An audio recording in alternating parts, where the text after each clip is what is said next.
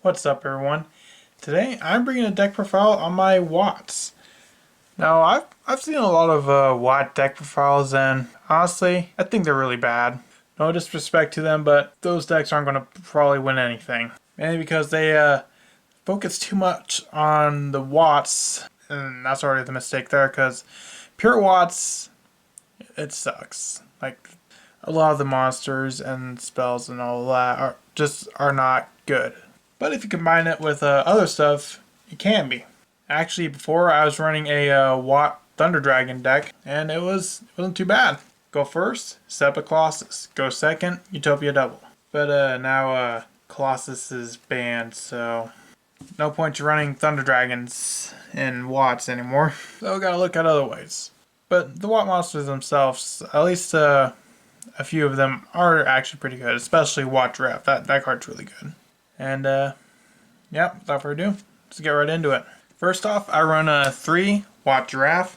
Watt Giraffe is easily the best Watt monster because 3 of the Watts, Watt Giraffe, Cobra, and Pheasant, they can all attack your opponent directly. And for Watt Giraffe, if it inflicts damage to your opponent by a direct attack, your opponent cannot activate cards or effects until the end of this turn. That's really good.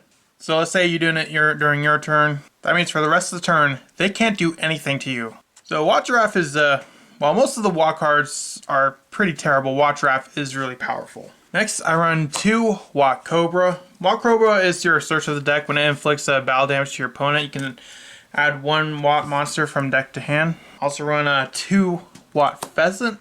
This card inflicts battle damage to your opponent by a direct attack. You can select 1 face-up monster on the field and remove it from play until the end phase of this turn. Also run a 2 Watt Hopper in case you pull off like a Watt Lock, if you know what that is. Because Watt Hopper has the effect that your opponent cannot target another face-up Watt monster as an attack target or target them with card effects. If you have 2 Watt Hoppers on the field, then they essentially protect each other and your opponent cannot target any of your Watt monsters. Also run a 2 Paw Hunter, as well as 3 Paw Hunter, as well as 3 Maw Hunter. Paw Hunter and Maw Hunter essentially give you an extra normal summon of 1 level for light thunder type monster. So it's like a double summon for the Cobra, Pheasant, and Giraffe. I also run 3 Summoner Monk. Unfortunately, I still only have the 1 copy. Summoner Monk, once per turn, you can discard 1 spell, special summon 1 level 4 monster from your deck. So it's really good at getting out a level 4. So it's really good for those double or nothing plays, or any rank 4 play, or rank 2 play. So it's a card you definitely want to have at 3. Next, for hand traps, I run the 3 Ash Blossom and the 3 Effect Veiler. Pretty standard.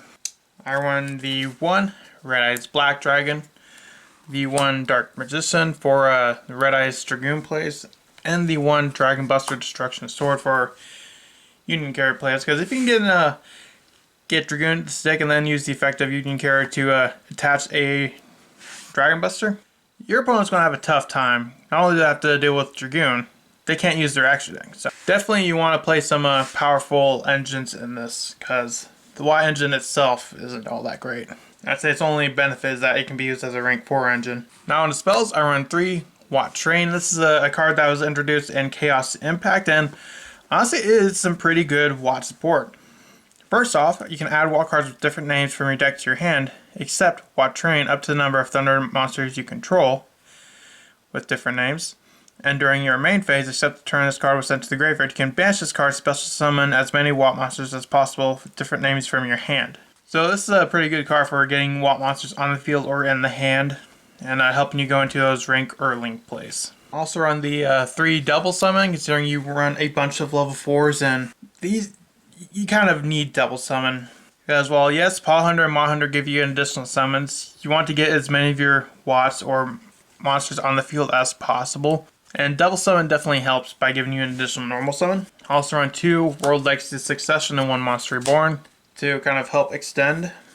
I run 2 Red Eyes Fusion, because if I open a Red Eyes Fusion, then I can't use my Dragoon plays, and Watt by itself isn't good enough. You kind of need a bit of a engine to kind of help it. Unless Thunder Dragon Colossus comes back, then you can just use that and you don't need to use Dragoon, but also running one called You Don't Want to Get Hand Trapped, one Foolish Burial, because it's easier to special summon from grave than it is to special summon from hand, with the exception of Watt Train. The 1/1 because Watt Hopper is a level 1, and the 1 Double or Nothing. Moving on to the extra deck.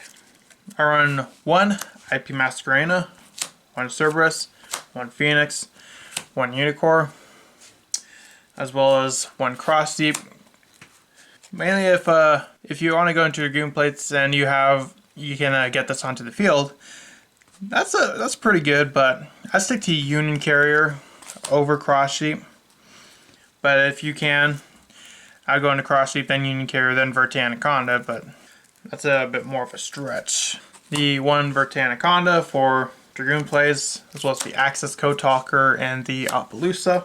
Now for XCs, I run 1 Utopia, 1 Utopia Double for the Double or Nothing, 1 Abyss Dweller, always a good card, an Exciton Knights, pretty good, a Daigusto Emerald, and of course the Red Eyes Dark Dragoon. So that's all for this deck profile. What do you think of Watch? Do you think it's a pretty fun deck? Let me know in the comments, and yep, I'll see you in the next video I make. Bye.